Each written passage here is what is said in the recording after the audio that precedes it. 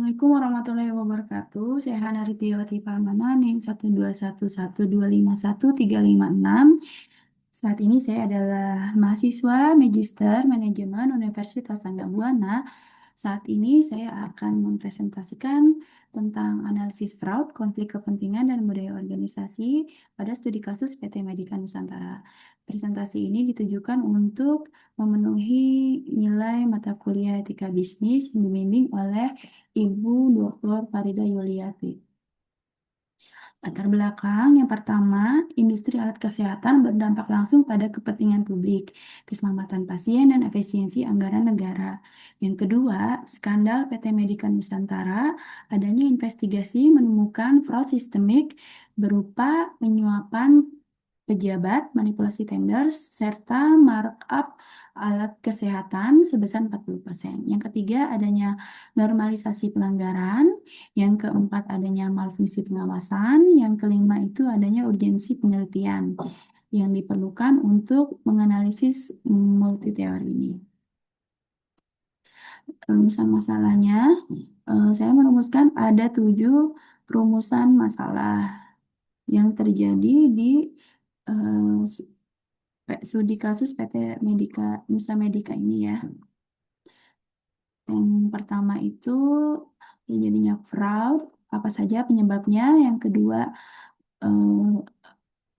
studi kasus ini akan dianalisis berdasarkan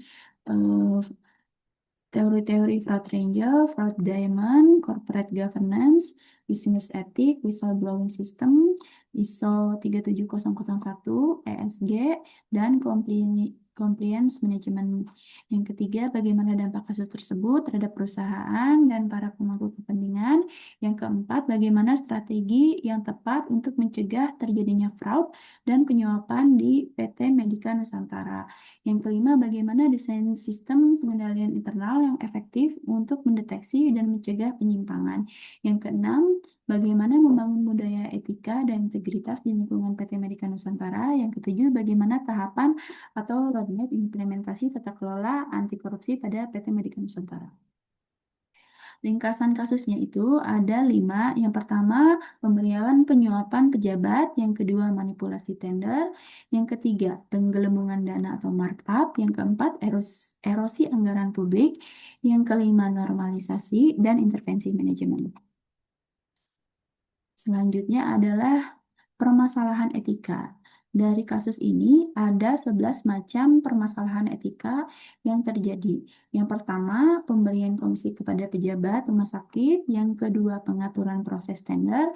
Yang ketiga, markup harga alat kesehatan. Yang keempat, manipulasi biaya pelatihan. Yang kelima, konflik kepentingan. Yang keenam, penyembunyian temuan audit internal. Yang ketujuh, penyalahgunaan wewenang oleh manajemen. Yang kedelapan, normalisasi fraud dalam budaya organisasi. Yang kesembilan, lemahnya perlindungan terhadap whistleblower. Yang kesepuluh, pelanggaran terhadap kepentingan publik. Yang kesebelas, pelanggaran prinsip tata kelola perusahaan. Dari adanya permasalahan etik yang 11 macam tadi itu menimbulkan adanya fraud atau kecurangan. Kecurangan-kecurangan ini kita dianalisis berdasarkan beberapa pendekatan teori. Yang pertama itu kita menganalisisnya dengan pendekatan teori fraud dan teori fraud triangle, yaitu di mana kecurangan itu terjadi karena ada 3 unsur. Yang pertama itu pressure atau tekanan, yang kedua opportunity, yang ketiga itu rasionalisasi. Kita juga menganalisis kecurangan berdasarkan pendekatan fraud diamond. Selain itu, kami juga menganalisis kecurangan berdasarkan kegagalan corporate governance, lalu juga dianalisis berdasarkan pelanggaran etika bisnis, juga dianalisis bahwa adanya peran whistleblower system, lalu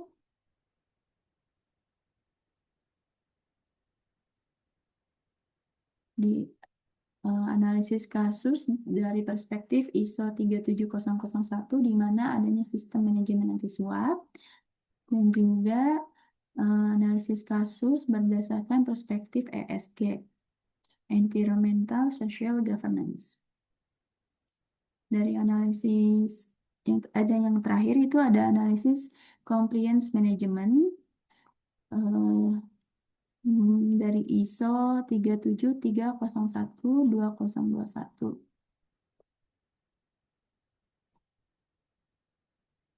Dari berbagai analisis tadi, eh, kecurangan ini tuh akan menimbulkan dampak-dampak terhadap stakeholder yang ada di sekitar perusahaan.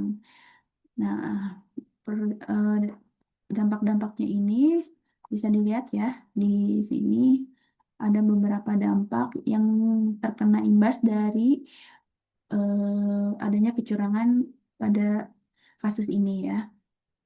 Ada stakeholder yang terimbas itu ada pemegang saham, dewan komisaris, direksi dan manajemen, karyawan juga, audit internal, whistleblower, rumah sakit pemerintahan, pasien dan masyarakat, pemerintah dan regulator, penegak hukum, pesaing, pemasok dan mitra, bank dan lembaga pembiayaan, juga media dan organisasi masyarakat.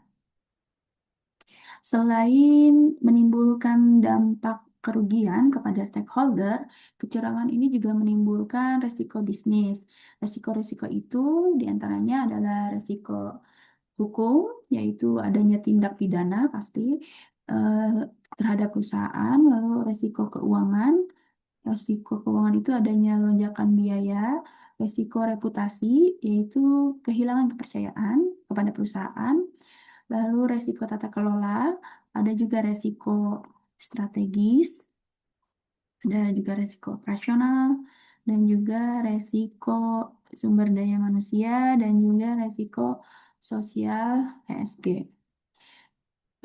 Semua resiko-resiko ini tuh akan muncul ketika fraud itu terjadi gitu ya. Nah, lalu bagaimana alternatif solusi untuk menanggulangi kecurangan-kecurangan itu ya, bagaimana caranya dengan cara penanganan terhadap pelaku dan juga penguatan penguatan pengendalian internal dengan cara penguatan whistleblowing system dan juga penerapan ISO 37001 dan juga ISO 37301 dan juga restrukturisasi tata kelola, perubahan sistem insensif, juga dilakukan program budaya etika dan transformasi menyeluruh.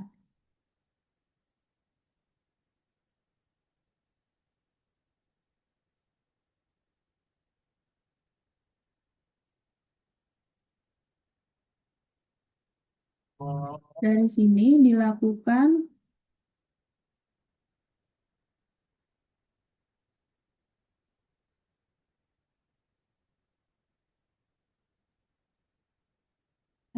dari sini dibuatlah roadmap.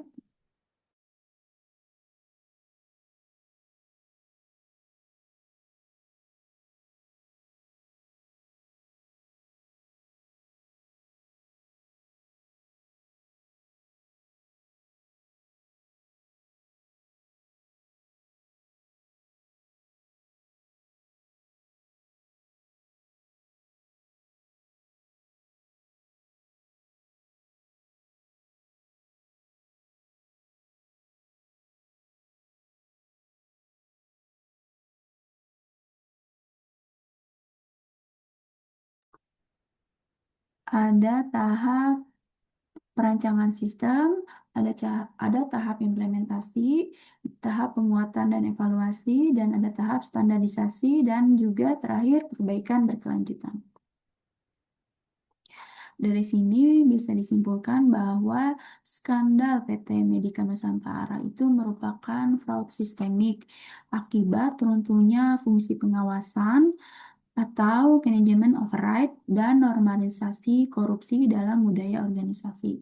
Berdasarkan analisis Fraud Diamond dan Corporate Governance, pelaku memanfaatkan kapabilitas posisi dan jaringan untuk memanipulasi tender dan melakukan markup harga sebesar 40%, serta melanggar etika publik demi mengejar target penjualan. Jalan keluar tunggal dari krisis eksistensial ini adalah transformasi tata kelola total melalui implementasi ISO 37001 dan ISO 37301, pemulihan independensi audit internal, serta perombakan sistem intensif berbasis integritas untuk membangun kembali kepercayaan pemangku kepentingan. Demikianlah presentasi yang bisa saya berikan. Mohon maaf bila ada kesalahan. Wassalamualaikum warahmatullahi wabarakatuh.